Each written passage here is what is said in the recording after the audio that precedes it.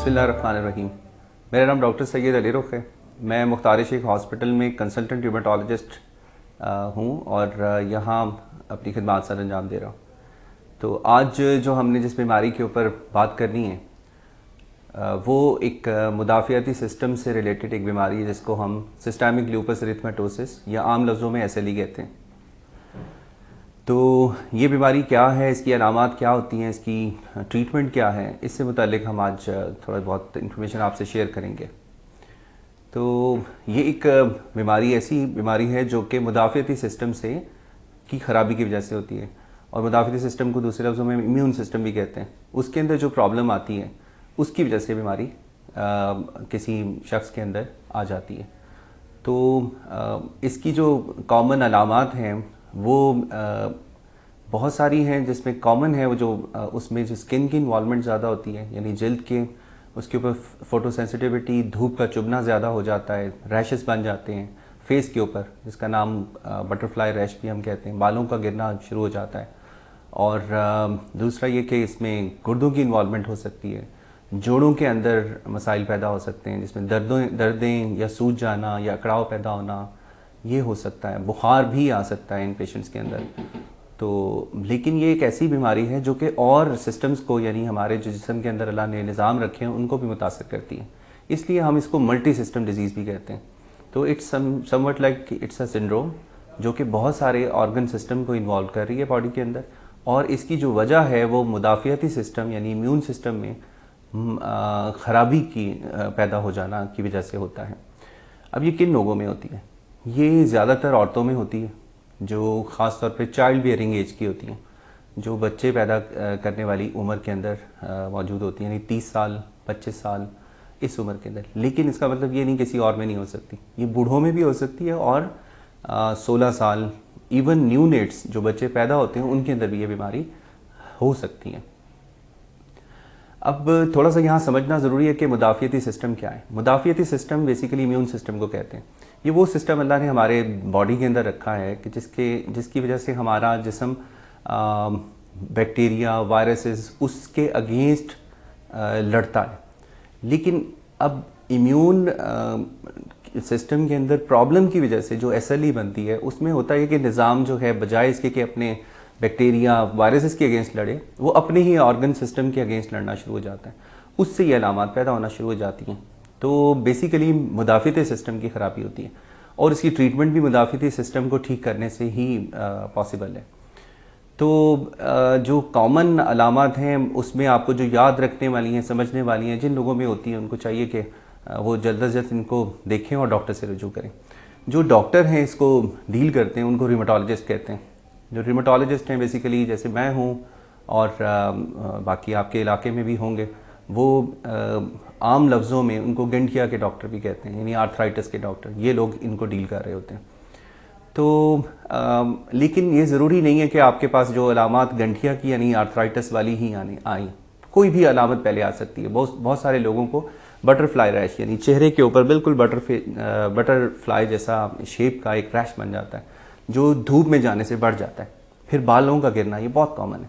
फिर जोड़ों की सोजिश का हो जाना, फिर बुखार का हो जाना, और बाज़ औक़ात ये इतनी खामोश हो जाती है बीमारी, खामोश रहती है और सिर्फ गुर्दों को मुतासर कर रही होती है।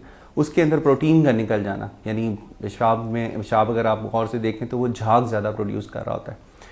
तो ये वाली अलामात आती हैं। इस तरह से फिर जो लोग हैं या तो वो GPs के पास चले जाते हैं या फिर गुर्दे वाले डॉक्टर के पास चले जाते हैं, या फिर अगर चेस्ट की इन्वॉल्वमेंट हो गई तो खांसी वगैरह, सांस की खराबी हो जाना, तो वो चेस्ट वाले डॉक्टर्स के पास चले जाते हैं। तो इस तरह से बाज़ औक़ात इसमें दिल की झिल्ली भी मुतासर हो जाती है, तो वो दिल वाले डॉक्टर के पास चले जाते हैं। लेकिन जब उसकी तशख़ीस होती है उसको टाइम लग जाता है होते होते। तो इसको हमारा जो मकसद है इस वीडियो बनाने का कि लोग अपनी बीमारी को जल्द से जल्द समझें और कंसर्न्ड डॉक्टर के पास जाएं। तो ये अलामत अपने ज़हन में रखें। तो अब ये है कि इनकी अलामत हो गई, अब इनके हम टेस्टों के मतलब थोड़ा बहुत बात कर लेते हैं।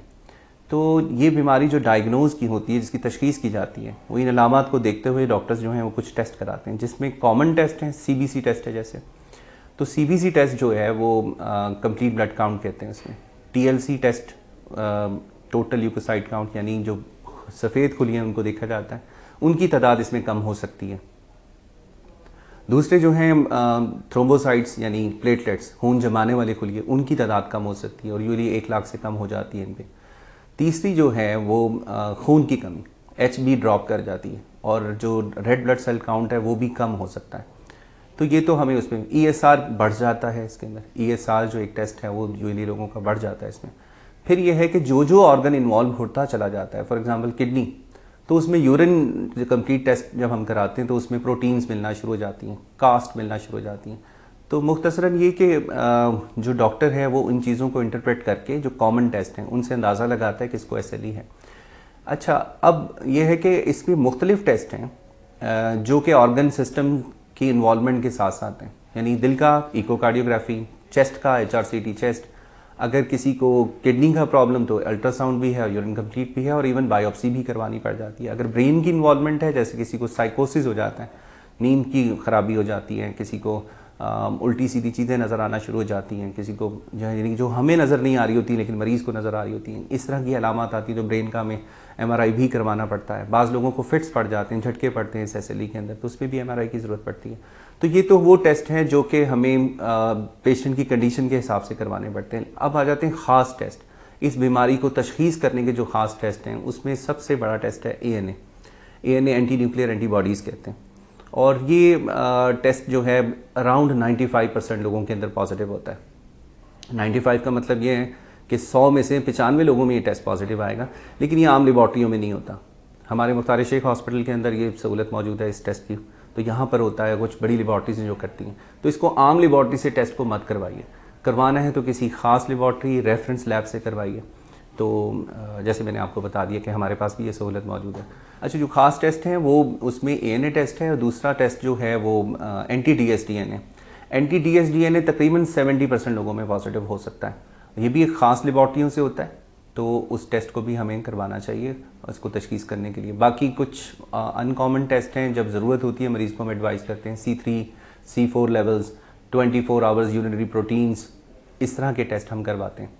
इससे ये बीमारी तशख़ीस हो जाती है। जब ये तशख़ीस हो जाती है फिर हम इसकी ट्रीटमेंट स्टार्ट कर देते हैं।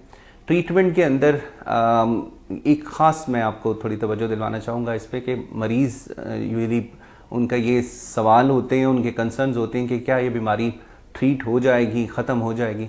तो इसका जवाब यही है कि आपको इसमें थोड़ा सा हौसला, सब्र, सुकून से काम लेना पड़ेगा, क्योंकि ये बीमारी रिलैप्सिंग एंड रेमिटिंग है, यानी ये आ भी जाती है और चली भी जाती है। और जो बीमारी का आ जाना है उसको हम रिलैप्स कहते हैं। जो रेमिट हो जाना यानी बीमारी का कुछ टाइम के लिए या बिल्कुल बहुत सारे सालों के लिए सो जाना, इसको हम रेमिशन कहते हैं। तो रिलैप्सिंग एंड रेमिटिंग डिजीज़ है। तो इसमें यह है कि इसमें उम्मीद वाली बात यह है कि आपको परेशान नहीं होना, ये ट्रीटमेंट इसकी मौजूद है और बहुत सारे मरीज़ इसको अपनी ज़िंदगी को नॉर्मल तरीके से गुजारने के काबिल हो जाते हैं। इसकी ट्रीटमेंट मौजूद है और बहुत अच्छी अच्छी ट्रीटमेंट्स अब दुनिया के अंदर मौजूद हैं और आ चुकी हैं और पाकिस्तान में भी अवेलेबल हैं। तो जहाँ तक रही बात इसकी कि कितना लोग इसके ठीक हो जाते हैं, तो इसका जो जैसे अगर किडनी की इन्वॉल्वमेंट हो रही है फॉर एग्ज़ाम्पल, तो उसमें 90% इसकी रिस्पांस रेट है टू द ट्रीटमेंट। तो ये इट्स अ गुड थिंग।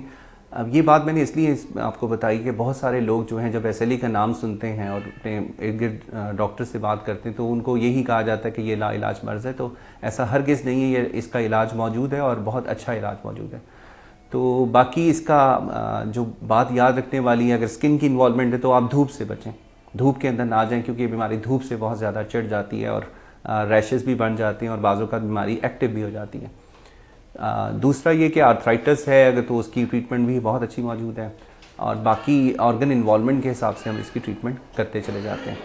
तो लास्ट बट नॉट लीस्ट वो प्रेगनेंसी रिलेटेड इश्यूज़ इसके अंदर होते हैं।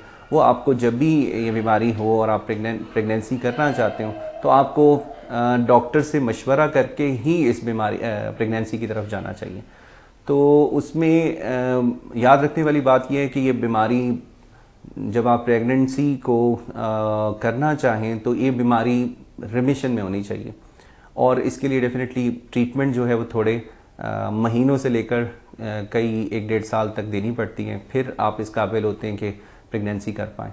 तो यानी प्रेगनेंसी तो आप कर सकते हैं, लेकिन ये होता है कि कामयाब प्रेगनेंसी के लिए आपको इस बीमारी को रेमिशन में लेके जाना ज़रूरी होता है। इस बात को आप ज़रूर ज़हन में रखें। जब भी आपने अपनी फैमिली प्लानिंग करनी हो, तो फैमिली प्लान करनी हो तो आप डॉक्टर से ज़रूर मशवरा करें इस बारे के अंदर, और फिर ही आप प्रेगनेंसी की तरफ जाएँ। और इसमें कुछ वैक्सीन्स भी हमें करवानी पड़ सकती हैं आज पेशेंट्स को, क्योंकि इसमें हमने इम्यूनोसप्रेसेंट्स देने होते हैं जो कि इम्यूनिटी को मॉड्यूलेट करते हैं। तो ये मेरी तरफ से पैगाम था आप लोगों के लिए। आई होप कि आपको ये वीडियो जो है बहुत ज़्यादा हेल्पफुल साबित होगी। अर्ली डायग्नोसिस के लिए भी कुछ आपको जो इन्फॉर्मेशन है जो रिक्वायर्ड है एक आम मरीज़ को जानना चाहिए उसके लिए भी। और ये है मेरा जो आखिरी मैसेज, वो यही है कि आप इस बीमारी का जिसमें भी अलामत हों इसको जल्द अज़ जल्द डॉक्टर से मिलना चाहिए। और इसके जो कंसर्न डॉक्टर हैं वो रोमेटोलॉजिस्ट हैं। और एक बात मैं आपको, रोमेटोलॉजिस्ट थोड़े से कम हैं पाकिस्तान में भी, लेकिन विद पैसेज ऑफ टाइम इनकी तादाद बढ़ती चली जा रही है।